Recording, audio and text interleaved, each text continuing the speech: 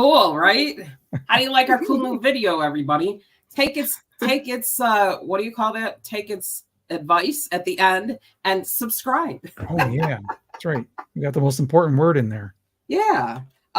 Anyway, so before we get started, we want to say hello and welcome to Melanie because she's going to join us now regularly. And I'm excited to have a new face. She'll be here when we do the roundtables. We'll have that. That'll be coming up soon. We can't wait for that either.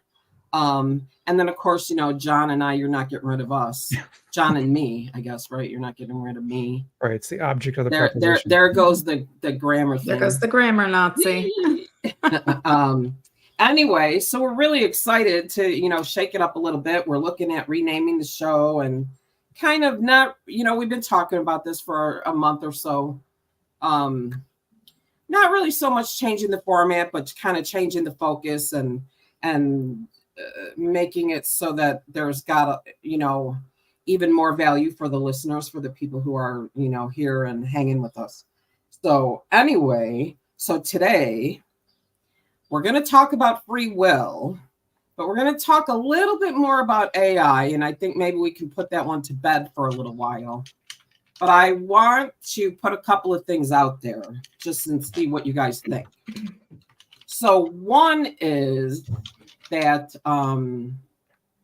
in a group that I'm in, I read somebody posted in a Facebook group that I'm in it's actually for an ebook software, right? Like they have their own Facebook group. And the person wrote, "Hi, I am a horror writer, like HORROR, horror writer. And ChatGPT said that I might violate their terms of service." Okay. Now, and then somebody responded and said, "Oh, yes, I am a crime writer." And I got the same message. Now, here's directly where Angie's going. If you are a writer, why are you using ChatGPT? So what do you think? I know exactly what I would be doing as a writer with ChatGPT. I would be using it for organizing. But that's organizing. I mean, I am a horror writer. Why would it need to know that they were a horror writer unless it was asking to write a horror? So I guess really my question is, okay, if you're using it for organizing, if you're using it for an outline or even maybe, a table of contents, that's one thing. Let's put that aside. That I don't think is what these people were doing. I think they were using it to feed in ideas and get ChatGPT to write a book. Mm-hmm. I don't like that. That's me. I don't either. Yeah, okay. I never have. I'm like, either you're a writer or you're not. And maybe, when I write emails or blogs or anything like that, I will have it organize my thoughts. I will have it do a draft, and then I will put my spin on it, put my human element into it. I could see if I was going to write a book, maybe I would throw it into ChatGPT just to kind of see if maybe, oh, that's a great paragraph to add to what I've already got, maybe to enrich what I've already done. Mm-hmm. Right. But yeah, if you're a writer. Here's another thing. There's a number of really good AI tools that will analyze your writing and tell you, hey, you're at a 9th grade reading level, but your target should be 4th grade reading level. Here's what you can do to, and that, that's I think that's where you get the objections of the editors, right? Yeah. Where where because I know editors who object to the idea of AI because they feel like you're taking taking work away from them. I don't think I necessarily agree with that. No, it's a tool the editor should be using as part of unless they really know what they're doing. True, but there's an option there. I don't think an editor. If I have an editor that needs to use AI to edit my book, well, I could just do that myself. Why do I need to pay? All right, but it's an additional tool, right? But I can see. I think there are a number of people who would write a book, are never going to pay an editor, and they would be the ones that use the AI to help them with that endeavor.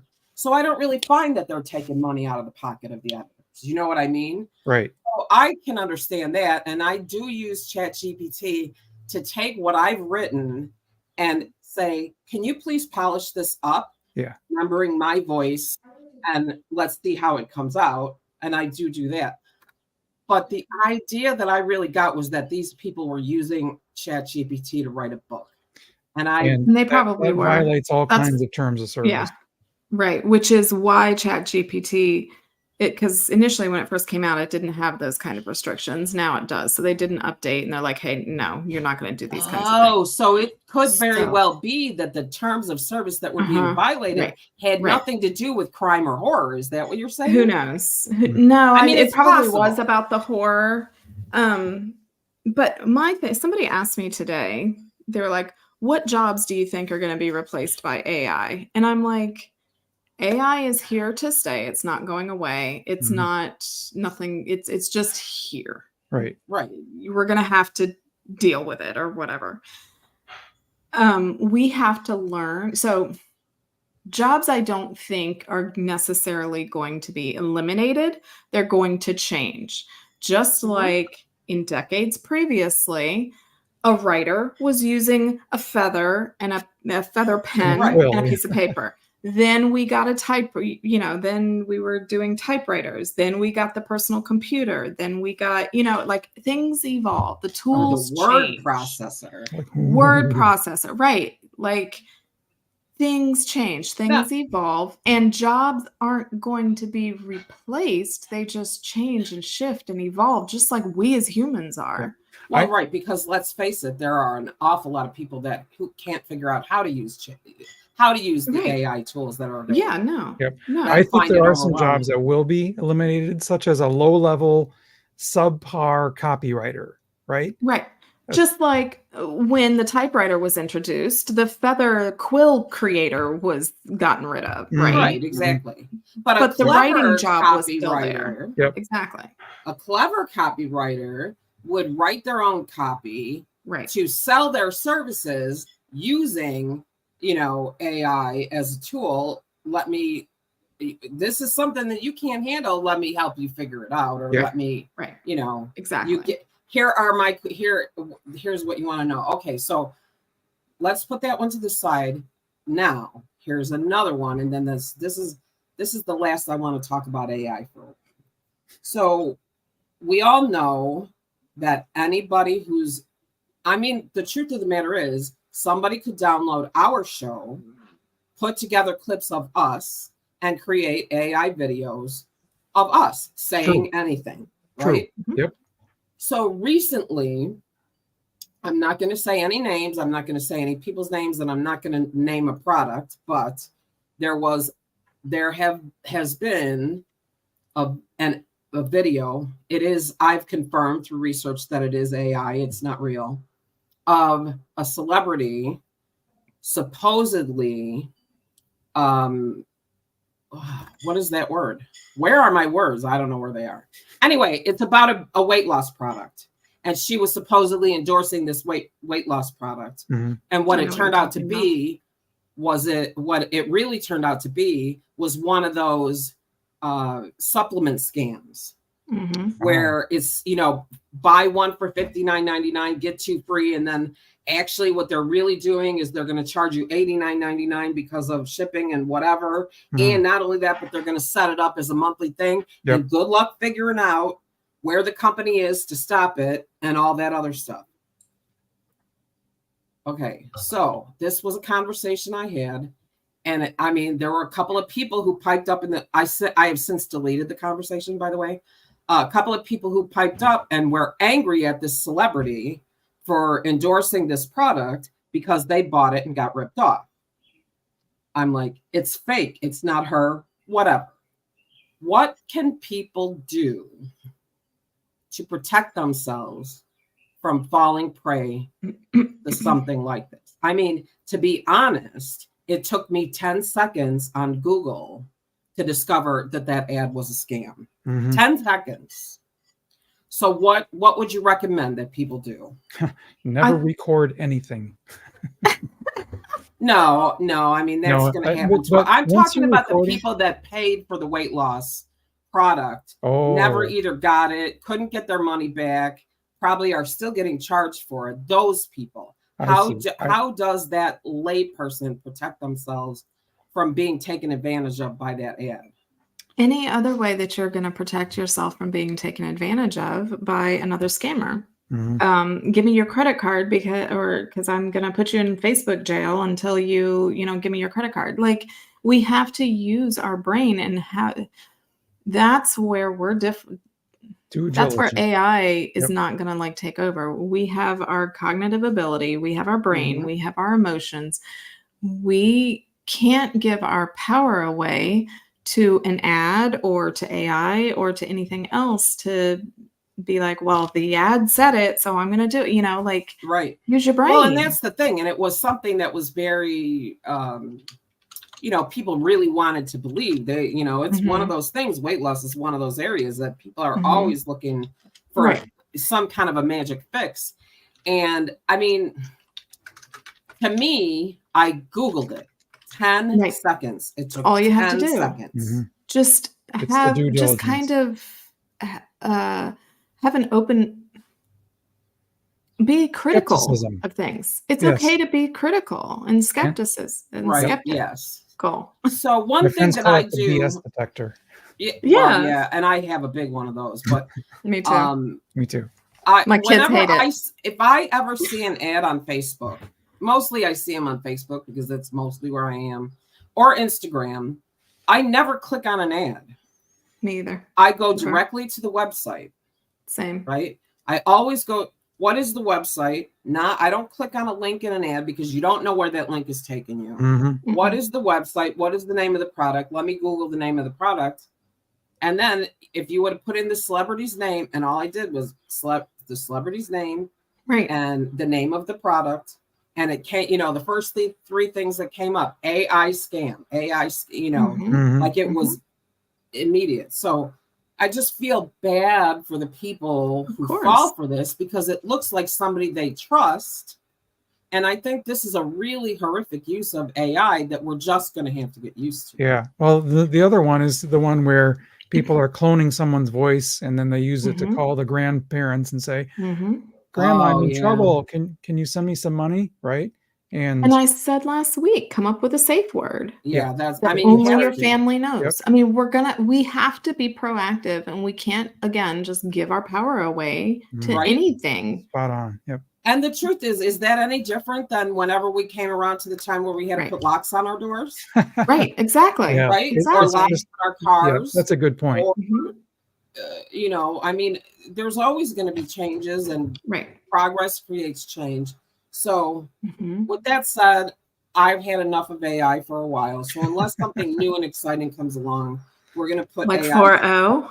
Yeah, you got to. Well, yeah, there is that. We have a whole. We don't need to talk. Whole conversation about. No, we don't. Yeah, we don't need. We can talk about that amongst ourselves. We don't. All right. Let's play with that a while and see what we can do. I mean, I have been. I know. Yeah, I'm sure you have. I haven't had time, but anyway, okay. So now, this is an interesting conversation. I really can't wait to see where this goes. We are talking about the idea of free will. Do we have free will? Do we? Yes. Next question, please. I was going to say, yeah. Good. That was easy. It was your idea. So if you're good with that answer. So, yeah, I guess the question really is, are we, so for science, people who are all in on that we're just physical beings without spirits. And to that, they say, no, everything's kind of pre-programmed and you're just a response machine. You're just a Pavlovian dog. You hear a bell and you respond. That's not free will. So they would say that. And wow, who's that? I want to avoid those people altogether. I do avoid those people, but they're the reductionists. So the scientific reductionists. Yep. They've reduced humanity to you're just a machine. Oh, those are those cockroaches that came out from under the refrigerator when somebody turned the lights off. Yes. Okay. They're also known as scientists, but that's okay. Yeah, and they're not though, are they? No, They're no. not open-minded scientists, that's for Well, sure. they're scientists who discard evidence that doesn't fit their paradigm. Yeah, so Anytime you discard evidence, that's not good science. no, so they're not really scientists then. Nope, they're scientists with an agenda. They're scientist adjacents. Okay, so let's throw that one away. Let's just toss that conversation altogether. I'm not interested in that conversation. Okay. Because I know, and I know the two of you sitting here do not believe we are simply bodies without a soul. Correct. I believe that we are souls having a human experience. That's my belief. Yep. So the idea of free will is an interesting one when you come up with it, because, you know, there's that question of fate. Is everything predestined? Is everything fate? Is it? I mean, it could be argued that it depends on where you incarnate on this planet, whether or not you actually have free will. You know, that's an interesting point. Right? If you were incarnated as a slave, well, do you as a slave, as a woman in many of those Muslim countries. Yep. So I think our free will isn't necessarily a human thing. I think it's a spirit thing. It's our spirit having the free will. Right. Because I think before we came here, we planned, this is just what I believe, that we planned with our guides, with our soul family, with everything. Okay, this is what we're going to do. This is what you're going to learn from it. This is what you're going to learn from it. As horrible of the experiences that I had with certain people, we agreed to do that. And I had free will then to say, yeah, okay, let's do this. I'm going to be a part of this thing that we're going to do. And then I think also when I came down to earth and then I'm in that situation, again, I have free will in how I react to situations. So the things are going to happen. Like what happened was going to happen. How I react is where my free will comes in. I'm not just a passenger, like completely out of control of anything. And I was raised on like predestination and all that fun stuff. And it was like, you know, yeah. Well, I raised myself, so well, I mean, that's like every really, Gen Xer? that is damn near the truth. Every Gen Xer. Yeah, right. I mean, I'm close raised on neglect and hose water. Yeah, right. Well, I mean, I'm close enough to Gen X to be like a hybrid, right, of a boomer and a Gen X. Yeah. But I think that's an interesting point. That the free will, and this is kind of where I've gotten to with it also, is that the free will, it lies in your reaction. Right. So, you know, because you get into that conversation about choice. Why would anybody choose to be murdered, or, you know, and I don't believe that's a choice. I believe that is somebody interfering with your own inherent free will, right? Like I think there are people that interfere with the free will of others. I also believe that basically children don't have free will, or shouldn't. So I think, like in the case of someone being murdered, like we would agree to that as well, because there's something there. And this is just what I believe. There's something good to come out of everything, and you never know how a certain situation is going to have the ripple effect.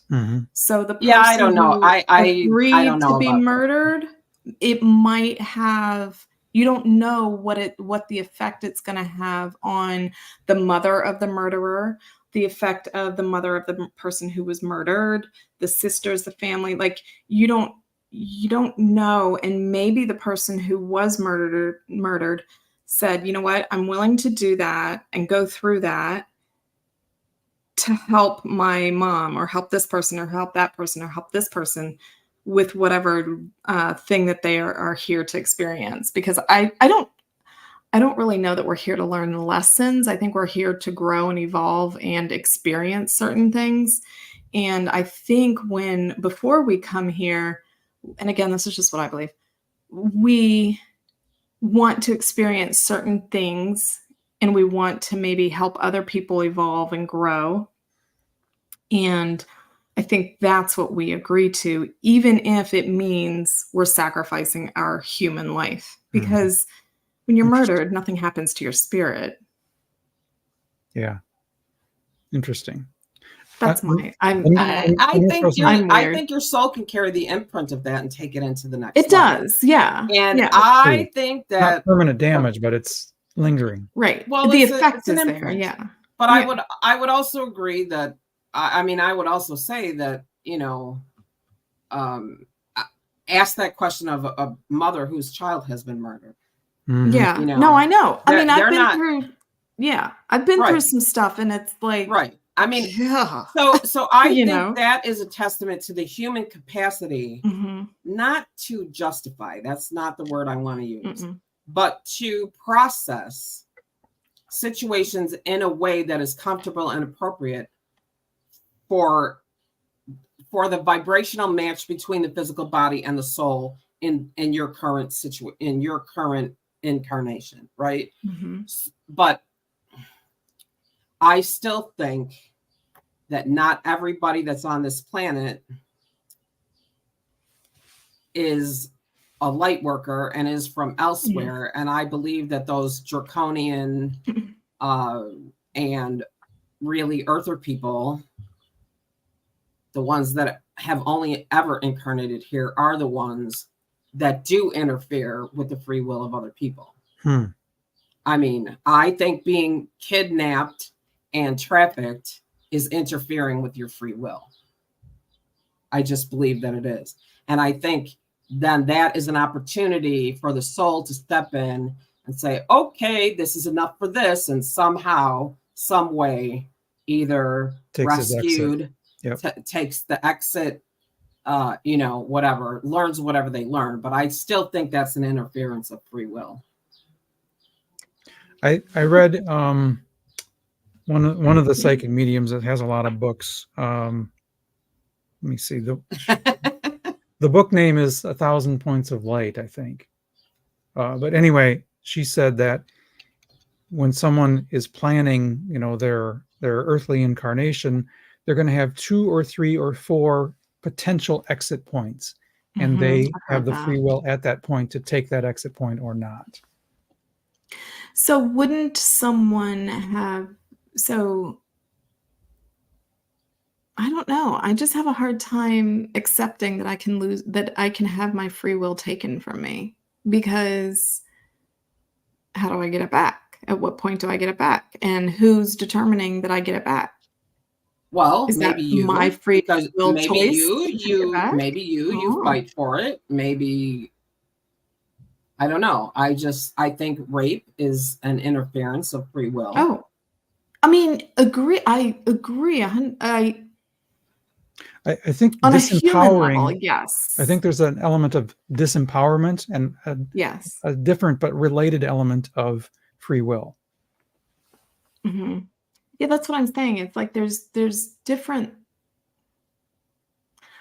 They're almost like there's different levels of free will. Like at a spiritual level, we had the free will to say, yes, I agree to be murdered or raped or whatever. But then at a human level, that free will is taken from you. I just don't think that when we're on the other side, we're actually thinking as minute as murdered or raped. Yeah, that's I think we're agreeing to experience energy of some kind, love, or I do see abundance, your point, Angie. That's kind of, it's hard to imagine that as part of your plan. I mean, I think that's more dialed in. Now, could it be a part of something that you agreed to come here and experience? Right? Much like if you decided you wanted to come here and experience abundance, right? If you experience lack, are you not actually experiencing abundance? Because it's the polarity. of abundance, right? It's the same energy. The human world is a world of polarity. I think that maybe when you get to the other side, you can't really conceive so much of polarity. Poverty, like you which do. is same thing. I'll give you what you asked for. Wait, no. Right, exactly. I think that, and then you get here as a human and you're like, oh, okay. That's But, what I signed I up mean- for. Yeah, so Hey, I have a different take on something here. This is going to deviate just a little bit, but free will, I think when people act unconsciously, that is them not having free will. So for an example, is someone who is like totally all in on a political, disposition, or if they are just repeating the same old patterns, same old patterns, same old patterns, I think that's an element of not having free will, or in some way having given up their ability to use their free will. you know what? I mean, that's a really good point, because if you think about it, we joke and use the term drank the Kool-Aid or, I mean, let's face it, there's, you could look at political, you could look at the cults that we've seen, Yep. Or religious over dogma. the years. Those people are brainwashed. Yes. They're brainwashed into, I think, giving up their free will because they're convinced. I mean, is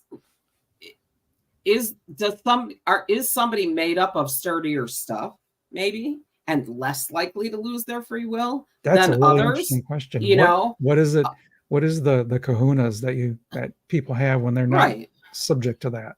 I mean, because honestly, my mother passed when I was 16.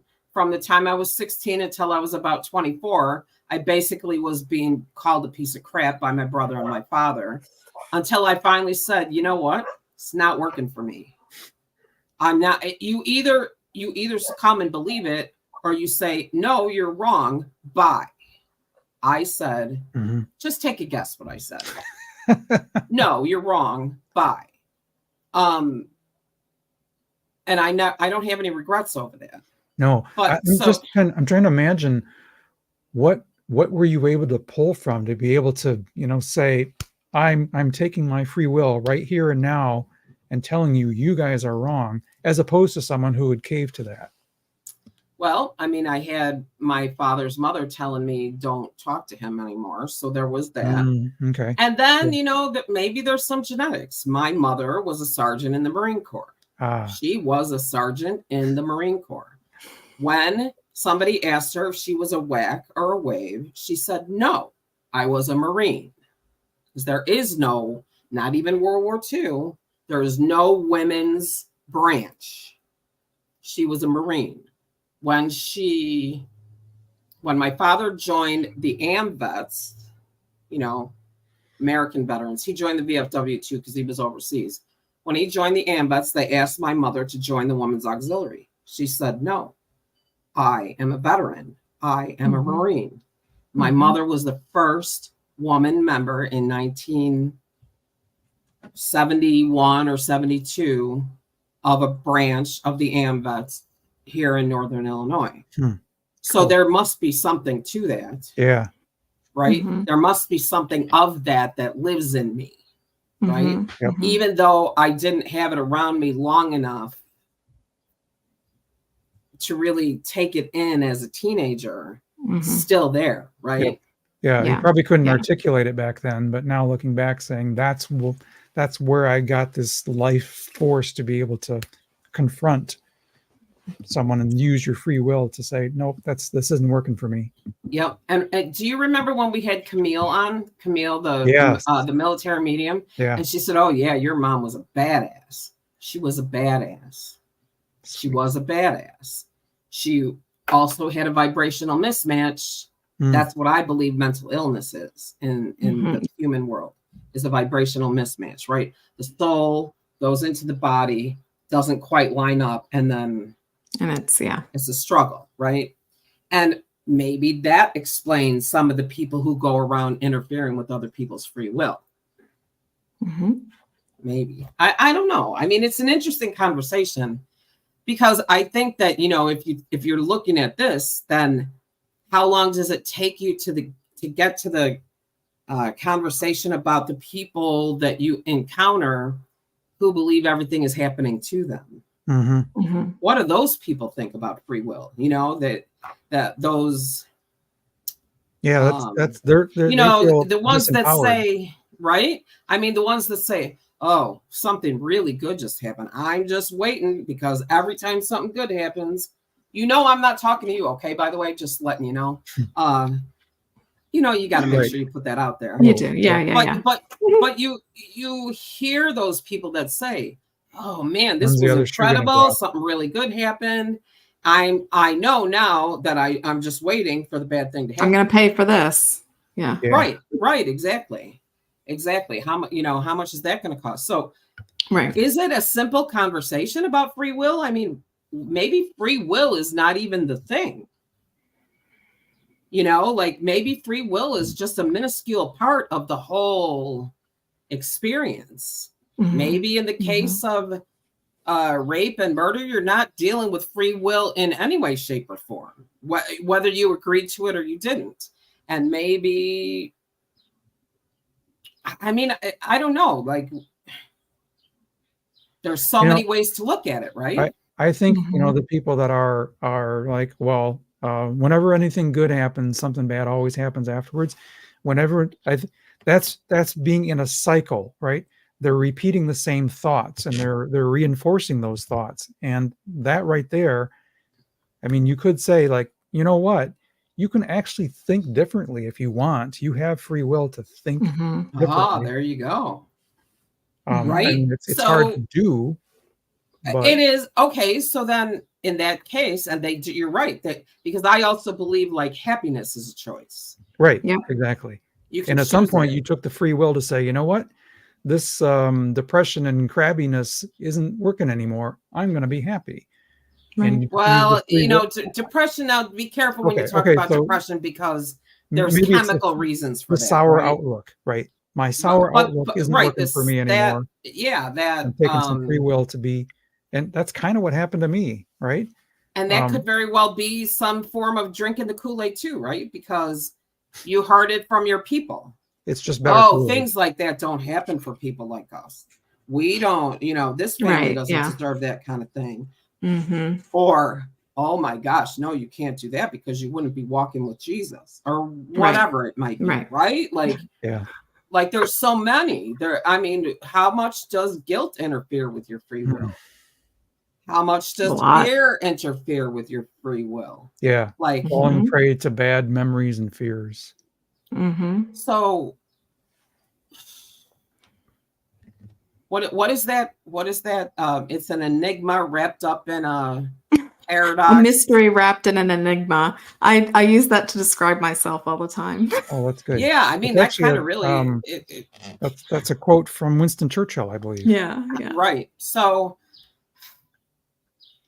I mean, you know, so we talk about these topics in the messenger, and so as soon as John recommended free will, I put the emoji in there because I was like, oh gosh, how are we, you know, where are we going to go with this? Yeah. And you know, I mean, it's sad because I see people. Maybe, I mean, what about the idea of people interfering with their own free will?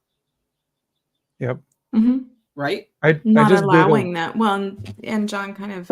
I just Googled something real quick, and this is something I just read. Anyway, this is from a favorite guy that I read, and he says free will and determinism coexist. They are not poles of a duality. It's not either or. It's free will and determinism that exist at the same time. So that's really interesting. It's, by the way, Deepak Chopra. So anyway, I could have guessed that. Yes, I know. I don't mean to bring him up every single episode, but I really well, I mean, at least I don't think he's a kook. True. Yep. Yeah. He's not. He's not. He's definitely not.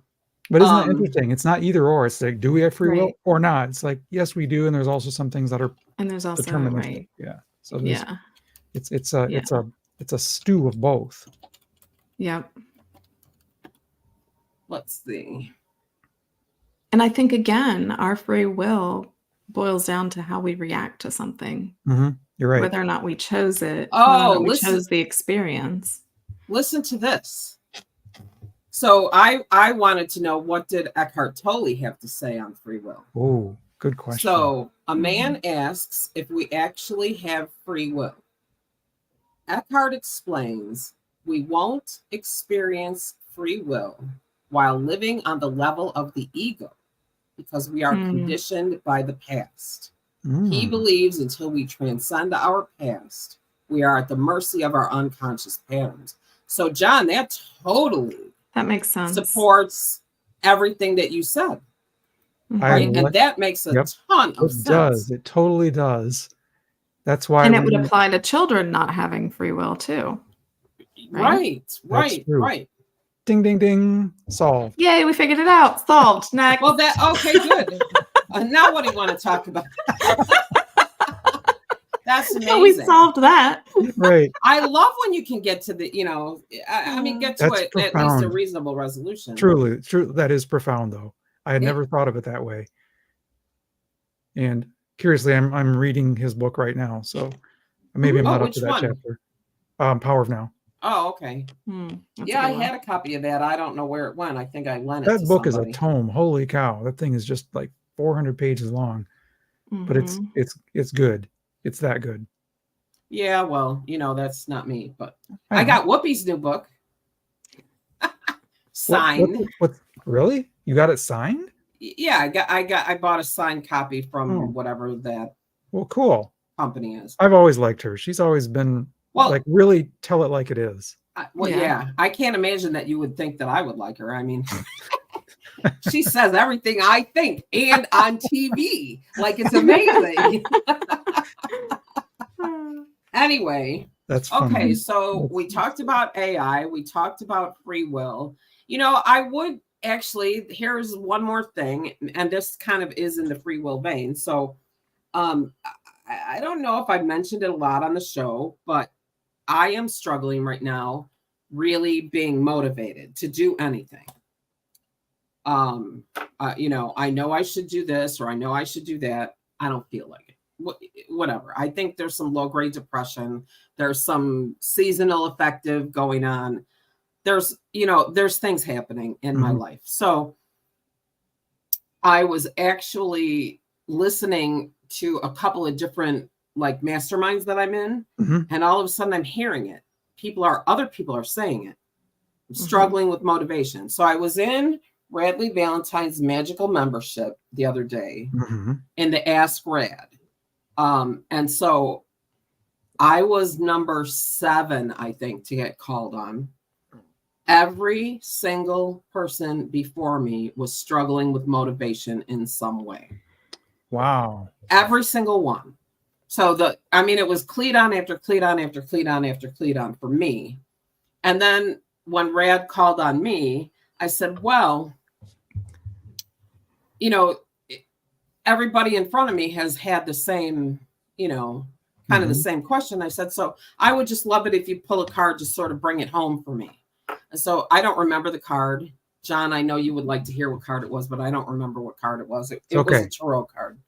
I should have written it down, but I didn't. But anyway, basically what he kind of said was, in the end that you chose this.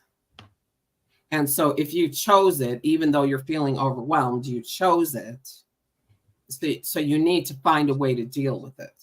And I thought like that. I like that a lot. But let me just tell you where it took me. And then, because it took me in a wrong direction for a minute. I didn't choose to have a husband with cancer. I didn't, because I was thinking with my ego, and I thought, and now Melanie, you'll appreciate that I went to another place and I was like, no, I don't think that's what he meant when he said I chose it. I think he meant I decided to come here and experience this. That's what he means by I chose it. So, if you can get to a place where you can appreciate that, and say, I chose this. I don't know what it's going to do to the struggle. I know I need to get out from under this struggle because it's just not good for me. I mean, there's, there are things I need to do to make sure that I stick around on this planet for as long as possible. And I'll leave it at that. Yep. But that motivation thing is just, it's so hard right now. And I don't know what's going on the planet that I'm hearing it from so many other people. I'm no astrologer, but I think astrologically there is some stuff going on for the collective. I have zero motivation to do anything. And I ask my guides all the time, I'm like, oh, I gotta do, like, I literally could just lay in bed all day long or just go out in nature and just sit there and zone. But I have stuff I have to do. I have to bring in money. I have to take care of my kids. I have to do this. I have to do that. And I'm always like talking to my guides, talking to my angels. What, how, why? And they're like, have grace with yourself. Have like just. I mean, right. I have to do. I'm bad for wanting to take a break. I'm wrong for wanting to take a nap. That's a human thing. That's an ego thing. And they're always like, take care of yourself. It's okay to rest. It's okay to be down. It's okay to feel overwhelmed. And they're always like, just ask us for help. We will be there for you. We will help you. And that helps. I mean, it doesn't make me do the thing that I need to do, but it does kind of help shift my perspective a little bit. And then I'm not quite as down on myself and judgmental of myself. Well, and John, I want to make sure you get to say what you're thinking, but I also want to add that through the course of those questions, one of the people got an answer from Radley that said, it's okay if you don't feel like it, but acknowledge that you don't feel like it. Like, appreciate yourself for understanding that you need to do it, because understanding whatever it is, right, is a step toward making the space to actually get it accomplished. In other words, don't be like the people who come in with a stack of IRS letters this high that are unopened and think it's going to go away, because it doesn't. You know what I mean? So one of the first steps in accomplishing something is actually acknowledging that it's something that you want to do, that either you want to do or you need to do or whatever. And then don't be so hard on yourself. Because there is a reason, right? Back when I was researching for my book, I read a book called Miracle Morning, and it's a guy. He's gone. I won't even talk about the author. He's got a method for like health and wellness and motivation and so on and so on. And here's one of his tricks, and this just popped in my mind. One of his tricks. He said, when I didn't want to go running, even though I had committed to run and do exercise, he says, here's what I would do. I would say, I'm not going to go running. I'm just going to put my shoes on. And then he would put his shoes on and say, okay, I'm not going to run, but I'm going to walk around on my driveway.